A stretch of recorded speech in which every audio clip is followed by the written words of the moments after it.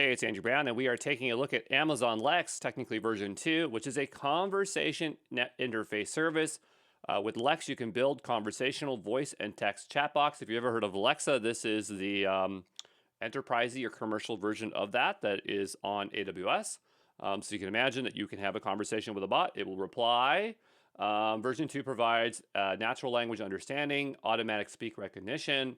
It provides multiple bot templates for common industries as a starting point, provides transcripts to create a new bot, uses Gen AI to build a bot by describing what it is that you want, which I thought was very interesting. Choose a target language. You can choose from multiple AWS provided voices if you're using the voice feature, whether it's a voice bot or a chat bot. Integrates with AWS Lambda to connect to other various AWS services. They want you to know with these ML AI services, these managed ones, they all can connect to Lambda.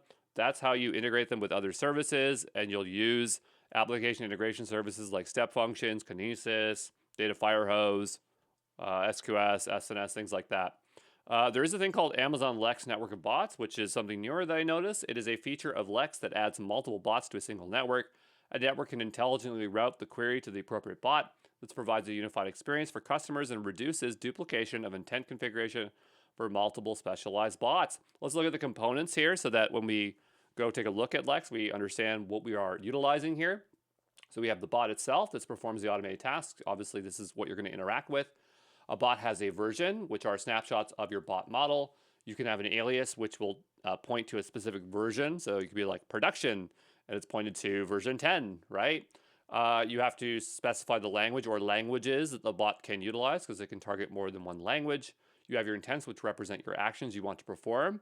Sample utterances, which are example text on what the intent would look like when something being uttered. So here it is talking about ordering a pizza. So we have some variants there as utterances.